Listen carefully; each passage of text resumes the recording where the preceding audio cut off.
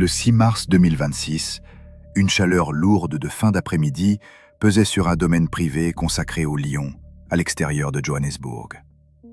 L'air sec, chargé de poussière, était si étouffant que les clôtures métalliques claquaient légèrement en refroidissant.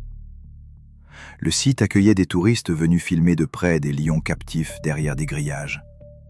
Chaque fin de semaine, des visiteurs étrangers s'y pressaient. Sur le gravier, une ligne jaune peinte au sol séparait la zone ouverte au public du couloir de service emprunté par les soigneurs pendant le nourrissage.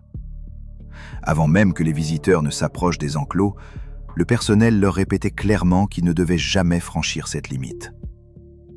Ethan Brooks avait 29 ans.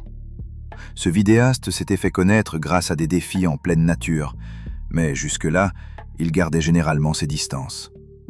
Il filmait depuis des véhicules touristiques, criait derrière les barrières et veillait toujours à laisser tourner la caméra. Depuis quelque temps pourtant, sa chaîne perdait du terrain. Le nombre de vues diminuait, tandis que les plateformes se remplissaient de vidéos de crocodiles et de requins publiées par des imitateurs. Lorsqu'il arriva vers 15 heures avec un cadreur, un opérateur de drone et un intermédiaire local, il ne cherchait donc pas seulement de belles images. Il voulait redevenir visible. Il annonça à son équipe qu'il lui fallait la séquence capable de le remettre sur le devant de la scène. Dans le véhicule, il avait déjà imaginé l'image de présentation. Lui, debout sur le territoire des lions, une perche à égaux portraits levée au-dessus de sa tête, défiant son public de cliquer. Il faut reconnaître qu'Ethan avait préparé son projet avec minutie. Il n'était pas venu improviser au dernier moment. Avant de s'approcher des animaux, il avait réfléchi à chaque étape. Durant la première heure, il arpenta la zone d'observation. Il plaisantait en disant que les grands félins n'étaient que d'énormes chats domestiques. Pour obtenir des réactions, il lançait des morceaux de viande en direction du grillage. À 2 reprises, des employés lui ordonnèrent de reculer derrière la ligne jaune. Un lion mâle adulte commença alors à marcher parallèlement à la clôture. Chaque fois qu'Ethan faisait un geste brusque ou élevait la voix, l'animal s'arrêtait et fixait les yeux sur lui. Le lion est le 2e plus grand félin de la planète. Un mâle adulte dépasse couramment les 180 kg. Ses mâchoires peuvent broyer des os, et un seul coup de patte avant possède assez de puissance pour briser la colonne vertébrale d'un être humain. En captivité, la routine du nourrissage réveille le même instinct de prédation que dans la nature. L'odeur de la viande fraîche aiguise ce comportement presque instantanément. Lorsque le véhicule de nourrissage arriva, le cadreur voulut arrêter la séance. Ethan, lui, réclama une dernière prise. Pendant que les soigneurs déplaçaient des plateaux de viande vers le fond de l'enclos, il récupéra des morceaux dans un seau de nourriture. Au milieu de l'agitation, un employé passa par une porte secondaire donnant sur le couloir de nourrissage. Derrière lui, le verrou ne s'enclencha pas complètement. Personne ne le remarqua. La diffusion en direct avait déjà commencé lorsqu'Ethan enjamba la barrière réservée au public. Il se laissa tomber dans l'étroit passage de service. Face à l'objectif, il agita les morceaux de viande avec un large sourire tout en parlant à ses spectateurs. Attiré par l'odeur, le lion mâle força la porte en quelques secondes. Il parcourut toute la distance d'une seule charge, avant même qu'Ethan n'ait terminé sa phrase. Le vidéaste tenta de remonter précipitamment par-dessus la clôture. Sa chaussure glissa sur le treillis métallique et il perdit l'équilibre. Le lion le frappa dans le dos avec ses 2 pattes avant, le projetant le visage contre la terre. Sous la violence du choc, plusieurs de ses dents de devant se brisèrent. L'animal referma ensuite ses mâchoires sur le côté de son cou. Le cadreur continua à filmer tout en reculant. La caméra enregistra Ethan traîné sur quelques mètres dans le passage, le long de la clôture.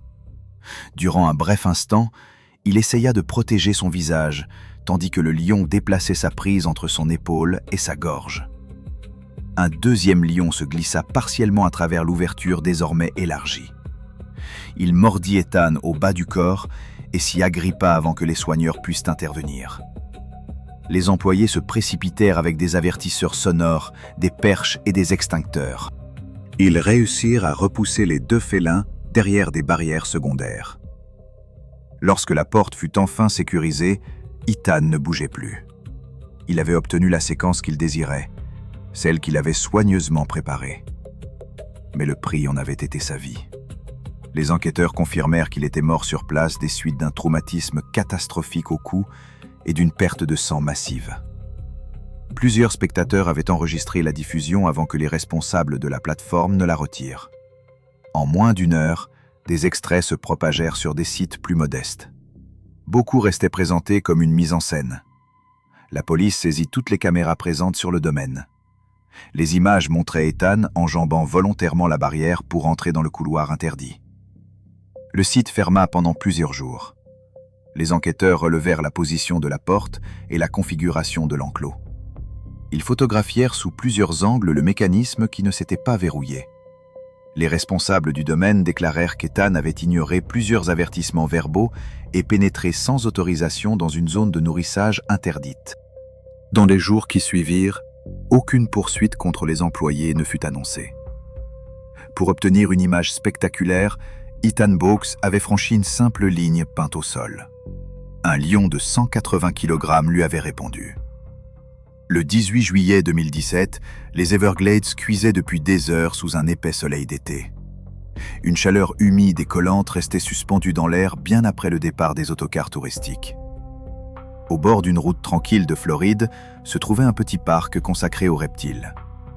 Le lieu s'organisait autour de bassins peu profonds, de barrières arrivant à hauteur de taille et d'un unique soigneur chargé de présenter chaque jour le nourrissage des alligators aux visiteurs de passage.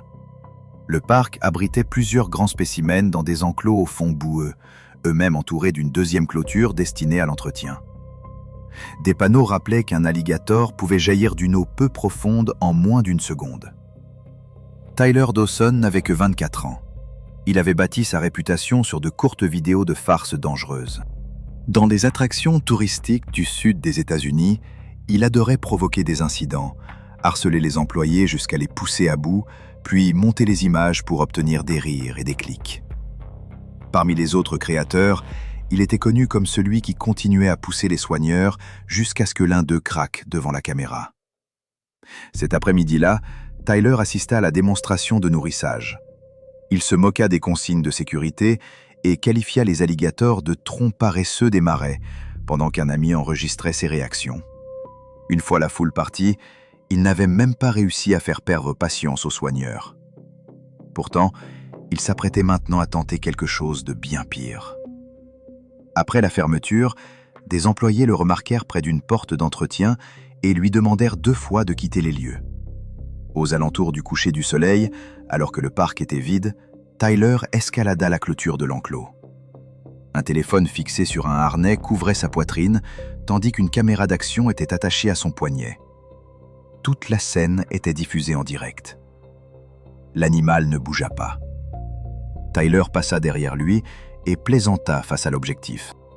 Selon lui, l'alligator était beaucoup trop lent pour réagir. Les alligators américains sont pourtant des prédateurs d'embuscade parfaitement adaptés à ce genre de situation.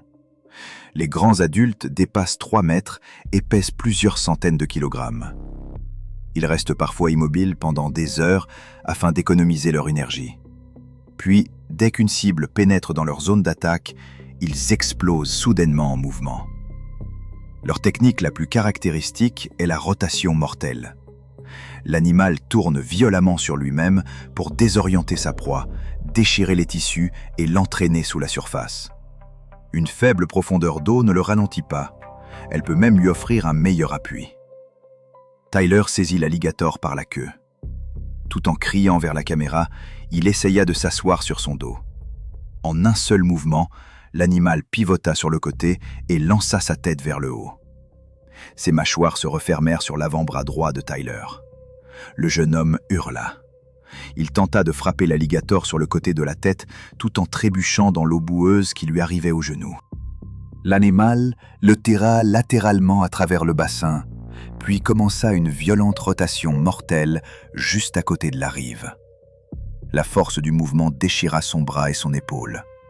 À chaque tour, Tyler était partiellement projeté sous l'eau. Des éclaboussures de boue couvrirent l'objectif du téléphone fixé à sa poitrine. Les images basculaient sans cesse entre le ciel, l'eau et la queue de l'alligator. Tyler parvint brièvement à se dégager. Il essaya de ramper vers le rebord en béton du bassin. L'alligator attaqua une seconde fois. Cette fois, ses mâchoires se refermèrent sur le bas de sa jambe, juste au-dessus du genou. Des témoins restés derrière la clôture entendirent de forts craquements lorsque l'animal recommença à tourner près du rivage. Tyler luttait pour garder la tête hors de l'eau pendant que l'alligator le traînait le long du bord. Les soigneurs entrèrent en courant dans l'enclos avec des perches de capture et des bâtons de poussée. Ils criaient pour que les secours soient appelés. Tyler refit brièvement surface. Son bras et sa jambe étaient dévastés. Puis il s'effondra, le visage dans l'eau peu profonde, près de la rive. Lorsque les employés réussirent à repousser l'animal, il avait déjà perdu une quantité massive de sang et ne réagissait plus. Les secouristes le tirèrent hors du bassin. Il présentait de graves traumatismes aux membres ainsi que des éraflures sur la poitrine, causées par les débris immergés contre lesquels il avait été traîné. Au départ, sa tentative ressemblait à une nouvelle cascade irréfléchie. Mais dès l'instant où il avait saisi l'alligator, la frontière entre la fanfaronnade et la tragédie avait disparu. Aucune vidéo et aucun nombre de vues ne pouvaient justifier un tel risque. Les enquêteurs confirmèrent que Tyler était mort sur place des suites de ses blessures et de l'hémorragie. Plusieurs spectateurs avaient enregistré des passages de la diffusion avant son retrait. Pendant que les secours récupéraient le corps au bord du bassin, les employés immobilisèrent l'alligator à l'aide de lourds câbles de contention. Les responsables déclarèrent que Tyler était entré sans autorisation dans l'enclos après les heures d'ouverture. Les adjoints du shérif relevèrent également la partie tordue de la clôture qu'il avait escaladée. Selon des témoins, il avait présenté sa cascade comme un contenu qui deviendrait forcément viral. Le parc suspendit temporairement les démonstrations publiques de nourrissage pendant les réparations. L'alligator, lui, resta dans l'établissement. Tyler Dawson avait traité un prédateur de 3 mètres comme un partenaire de lutte.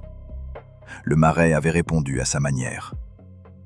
Le 11 septembre 2015, le froid du début de l'automne enveloppait les forêts d'épicéas autour d'Anchorage. Près d'une route de gravier, aux portes de la nature sauvage, se trouvait un petit centre de réhabilitation pour ours, financé principalement par des dons et animé par des bénévoles. Cette semaine-là, un ours noir adulte blessé avait été tranquillisé afin que sa patte soit examinée. Il s'était fait mal contre la clôture de son enclos. Après l'intervention, il est récupéré dans une structure vétérinaire en béton située derrière le bâtiment principal. Madison Reed avait 27 ans.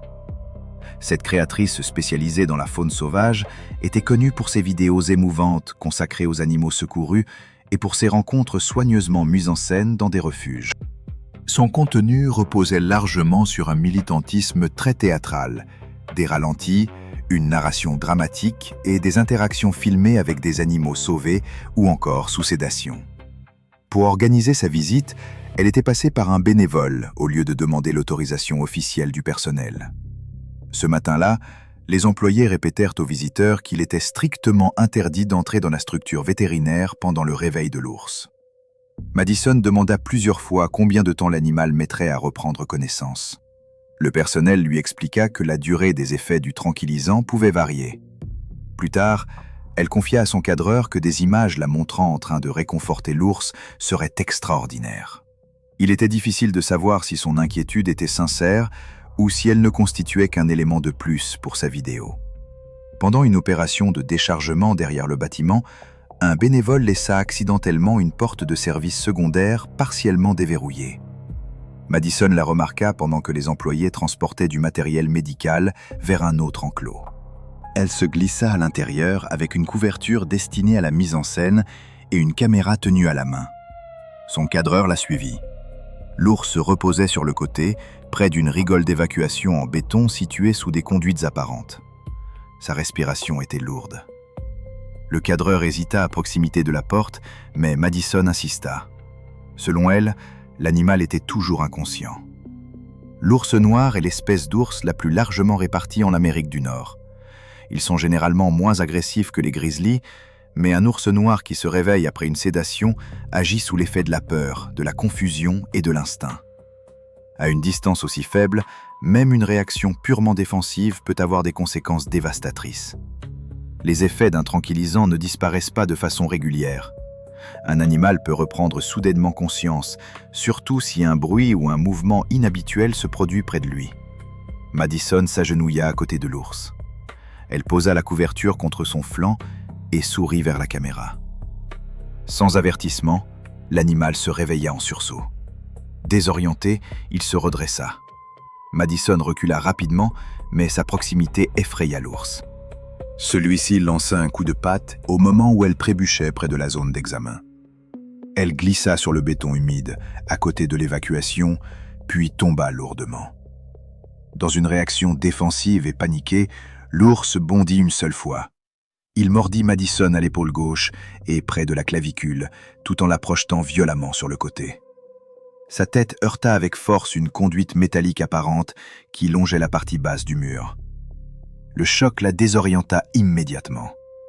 En reculant vers la sortie, le cadreur laissa tomber une lampe torche et appela à l'aide. Madison essaya de ramper sous une table d'examen en acier. L'ours la mordit de nouveau au haut du torse, puis se retira vers un angle de la pièce.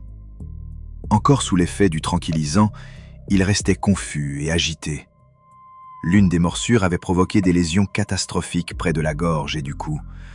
Le choc contre la conduite avait également causé un grave traumatisme crânien. Alertés par les cris, les employés revinrent en courant quelques secondes plus tard. Avec des avertisseurs sonores, des perches et des extincteurs, ils éloignèrent l'animal de la zone d'examen. Madison respirait encore lorsque le personnel la transporta dehors sur la voie d'accès en gravier. Les secours tentèrent de la soigner près du bâtiment tout en préparant une évacuation par hélicoptère. Elle morning avant le décollage.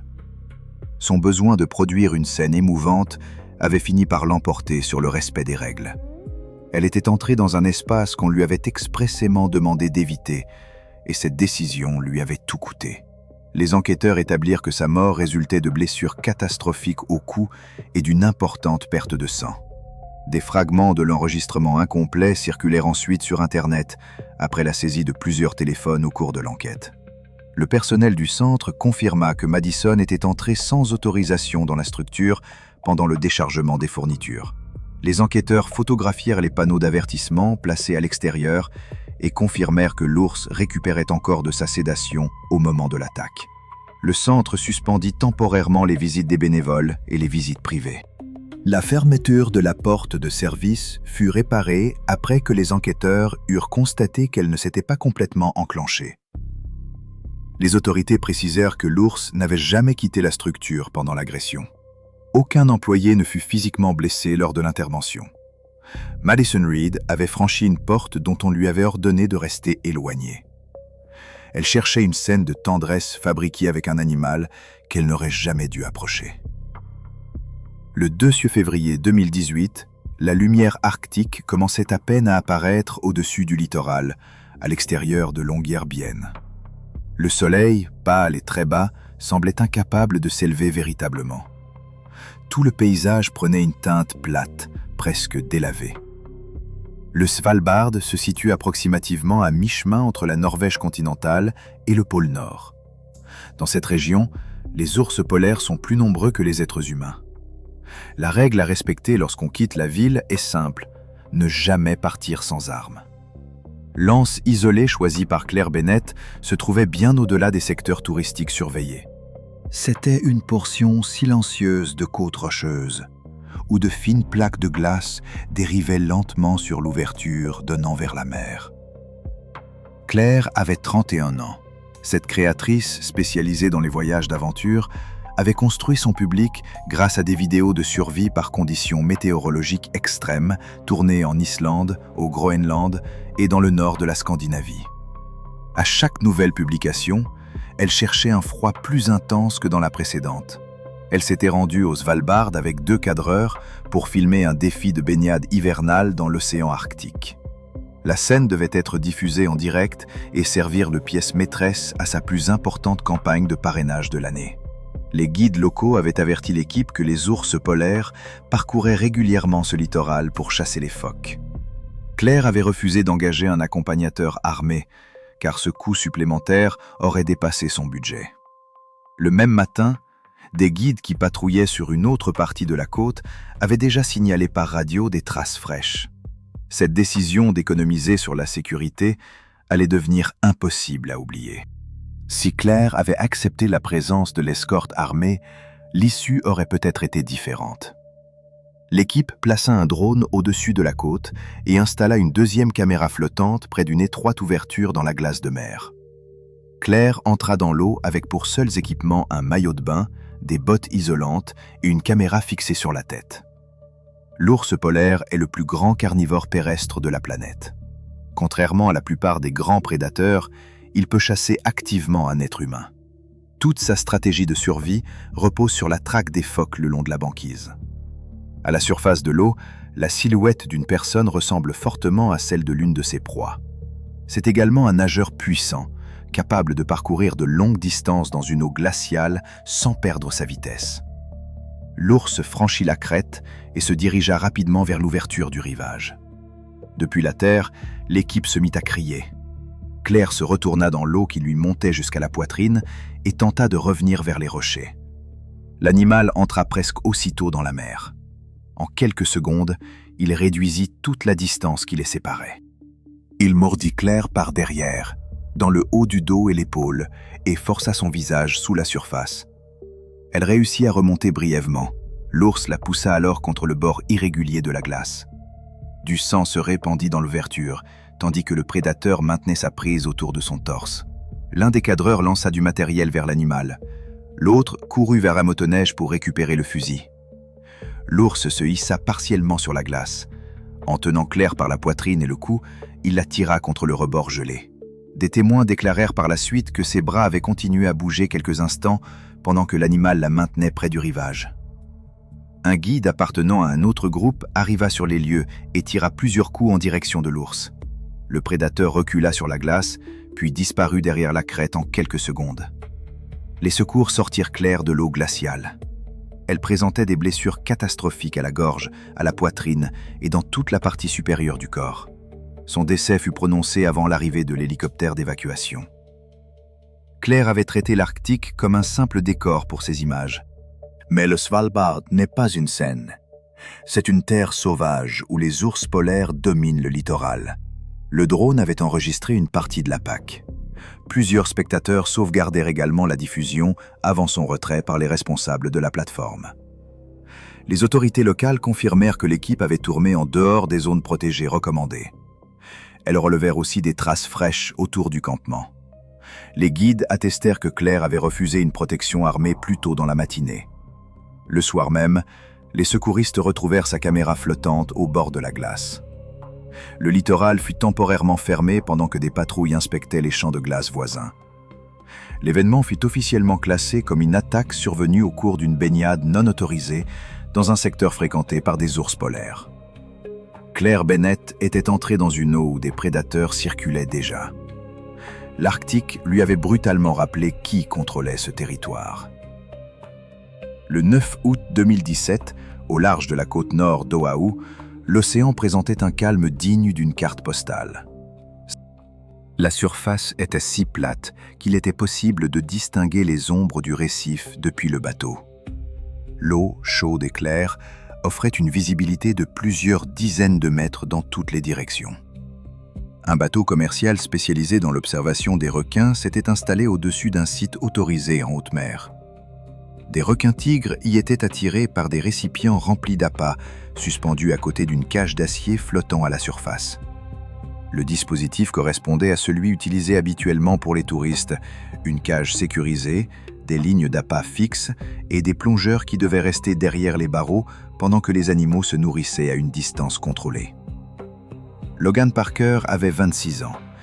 Il diffusait en direct des farces et des défis financés par les dons de son public. Sa chaîne reposait sur une énergie frénétique et sur des épreuves impulsives qui incitaient les spectateurs à envoyer de l'argent en temps réel. Il avait réservé cette plongée spécialement pour sa diffusion. À ses yeux, la cage n'était pas un dispositif de sécurité, mais un simple élément du décor. Durant les consignes précédant la mise à l'eau, les responsables furent parfaitement clairs. Personne ne devait sortir de la cage tant que le nourrissage était en cours. Logan se moqua de l'avertissement devant ses spectateurs. Il affirma que la cage était seulement destinée aux touristes trop facilement effrayés. Le matin même, en montant sur le bateau, il s'était écorché la plante du pied gauche contre une marche métallique. La blessure était petite, mais elle continua à saigner dans l'eau salée durant tout le trajet sans que personne ne s'en aperçoive. Dès sa première descente dans la cage, Logan jouait déjà pour la caméra. Soudain, une caméra d'action lui échappa des mains et coula vers la zone de nourrissage. Les messages apparurent aussitôt en masse sur la diffusion. Des spectateurs lui demandèrent de descendre la récupérer. Ils accompagnèrent leur défi de dons, dont les montants augmentaient rapidement. Les membres de l'équipage ordonnèrent à tout le monde de rester dans la cage. Avant même qu'ils aient terminé leur phrase, Logan était déjà à moitié sorti. Il compte parmi les grands prédateurs les plus opportunistes de l'océan et examine presque tout ce qu'il rencontre. Leur comportement alimentaire est moins sélectif que celui de nombreuses espèces liées aux récifs. Pendant une plongée avec appât, ils peuvent passer d'un lent mouvement circulaire à une approche très rapprochée sans avertissement. Avant de mordre, ils effectuent souvent des passages rapides, donnent des coups de museau ou changent brusquement de direction. Le risque augmente lorsque plusieurs stimulations se superposent, les appâts, le sang et les mouvements irréguliers. Ces requins utilisent beaucoup leur odorat et perçoivent les vibrations de basse fréquence. Lorsque le sang, les résidus de nourriture et l'agitation se concentrent dans une même zone, la probabilité d'un contact augmente considérablement. À Hawaï, les requins-tigres sont responsables d'une part particulièrement élevée des accidents graves impliquant des humains, surtout dans une eau trouble ou dans un secteur où des appâts sont présents. Les responsables crièrent à Logan de revenir dans la cage. Quelques instants plus tard, il sauta. Il remonta immédiatement à la surface, puis nagea vers la caméra en train de couler, au milieu des particules d'appât. Sous lui, un grand requin changea de direction. Il effectua un passage rapide par derrière sans le toucher directement. Il s'approcha toutefois si près que, selon les témoins, le déplacement d'eau provoqué par son virage frôla Logan. Le jeune homme continua d'avancer et battit des jambes plus vigoureusement pour rejoindre la caméra. Quelques secondes plus tard, le même requin revint selon une trajectoire plus directe. Cette fois, il remonta depuis les profondeurs dans un angle beaucoup plus serré. Il établit d'abord un bref contact, sous la forme d'un choc ou d'un coup oblique, puis ses mâchoires se refermèrent complètement sur le bas de la jambe de Logan. Logan hurla et tenta de rejoindre l'échelle de la cage. Il se débattait violemment près de la surface, tandis que son sang se répandait rapidement dans l'eau. La morsure avait probablement sectionné d'importants vaisseaux sanguins. Les témoins racontèrent que l'eau autour de lui s'assombrit en quelques instants. Les autres requins n'attaquèrent pas immédiatement. Leur comportement changea cependant. Leurs cercles se resserrèrent et leurs passages devinrent plus directs à mesure que l'odeur du sang et l'agitation augmentaient. Les membres de l'équipage réussirent à accrocher le harnais de sécurité de Logan. Ils le tirèrent vers l'échelle tout en repoussant les requins à l'aide de perches. Pendant l'extraction, l'un des animaux effectua un deuxième passage rapproché. Il dévia vers Logan et le heurta sur le côté avant de s'éloigner. Mais la première morsure avait déjà provoqué une hémorragie catastrophique. Logan perdit connaissance dans l'eau avant que l'équipe ne réussisse à le hisser partiellement sur la plateforme de plongée. Le son de la diffusion en direct enregistra les membres de l'équipage appelant les secours. Dans le même temps, des spectateurs continuaient d'inonder l'espace de discussion, persuadés que toute la scène était fabriquée. Les secouristes tentèrent de le maintenir en vie sur le pont pendant que le bateau regagnait la côte à toute vitesse. Logan mourut avant d'atteindre la terre ferme. La cause du décès fut attribuée à ses blessures traumatiques et à une perte de sang catastrophique. Son orgueil et la pression exercée par son public l'avaient poussé au-delà de toute limite raisonnable. Quelques instants plus tôt, la cage lui offrait encore une protection. Il l'avait abandonnée pour récupérer une caméra. Les responsables de la plongée déclarèrent aux enquêteurs que Logan avait ignoré des ordres directs lui imposant de rester à l'intérieur. Les autorités examinèrent les images et confirmèrent qu'un nourrissage était bien en cours lorsqu'il était volontairement entré dans l'eau. L'entreprise suspendit ses sorties pendant plusieurs jours. Logan Parker avait échangé la sécurité d'une cage contre une caméra. Avec des requins-tigres déjà en train de se nourrir autour de lui, sa marge d'erreur avait disparu avant même qu'il touche l'eau. Le 14 avril 2018, une chaleur pesante recouvrait l'Oklahoma, près de Tulsa. Au bord d'une route tranquille se trouvait un parc animalier en difficulté, depuis longtemps critiqué pour les mauvaises conditions dans lesquelles ces animaux étaient gardés. Des clôtures rouillées et des panneaux décolorés entouraient le site. Derrière les espaces d'exposition, un étroit couloir de nourrissage longeait les enclos des tigres. Le personnel demandait régulièrement aux visiteurs de ne jamais s'en approcher, surtout à l'heure des repas, lorsque les animaux devenaient plus agressifs. Rachel Morgan avait 33 ans. Cette militante pour les droits des animaux diffusait en direct des vidéos très conflictuelles tournées dans des parcs animaliers mal entretenus du sud des États-Unis. Elle consacrait principalement son contenu aux scandales, aux disputes filmées avec le personnel et aux défis que ses admirateurs la poussaient sans cesse à relever. Depuis plusieurs mois, des accusations circulaient en ligne. Selon ces rumeurs, les tigres du parc n'étaient pas correctement nourris. Rachel décida de se rendre elle-même sur place. Elle se filma en accusant les employés de dissimuler des mauvais traitements. Au cours de cette confrontation, l'un d'eux mentionna sans y prêter attention que le nourrissage avait plusieurs heures de retard, le camion de livraison étant arrivé tard dans la matinée. Derrière les espaces d'exposition, les tigres marchaient nerveusement depuis une grande partie de la journée. Rachel défendait peut-être une cause importante, mais même une bonne intention peut devenir mortelle lorsque celui qui la porte refuse de tenir compte des dangers présents autour de lui. En explorant une zone située derrière la partie ouverte au public, elle découvrit une porte secondaire mal sécurisée près du couloir de nourrissage. Elle déclara à ses spectateurs qu'elle allait leur montrer ce qui se passait réellement derrière les cages. Son cadreur la prévint à plusieurs reprises. Plusieurs tigres allaient et venaient très rapidement près des portes utilisées pour distribuer la nourriture. Rachel avait acheté un coupe-boulon plus tôt dans la journée pour l'intégrer à sa mise en scène. Les messages se multiplièrent dans la diffusion. Des spectateurs l'encourageaient à ouvrir la porte pour leur permettre de voir la réaction des animaux. Le tigre est le plus grand félin du monde. La musculature de ses pattes arrière lui permet de franchir une courte distance en un seul bond. La puissance de ses mâchoires peut broyer des os. Ses canines sont faites pour se refermer autour de la gorge ou de la colonne vertébrale de proie pesant plusieurs fois son propre poids. En captivité, l'attente du nourrissage aiguise chacun de ses instincts de prédateur. Un tigre affamé qui marche sans relâche n'est pas simplement curieux. C'est un animal déjà engagé dans une chasse, qui attend qu'une cible se déplace à sa portée. Tout en poursuivant sa diffusion, Rachel coupa la chaîne secondaire et força partiellement la porte. Un tigre adulte chargea immédiatement vers l'ouverture. Quelques secondes plus tard, un deuxième animal s'engagea derrière lui dans le couloir de nourrissage. Rachel resta figée pendant un bref instant. Puis elle tenta de refermer la porte. Le premier tigre força le passage et la renversa sur le gravier instable, juste devant l'entrée du couloir. Il mordit Rachel au cou et à l'épaule, tout en maintenant sa poitrine au sol sous ses pattes avant. Le deuxième tigre atteignit le bas de son corps. Il la tira sur plusieurs mètres, loin de la porte partiellement ouverte. La diffusion en direct enregistra ses cris, tandis que les deux félins la mutilaient près de la clôture. L'un des tigres secoua violemment le haut de son corps d'un côté à l'autre.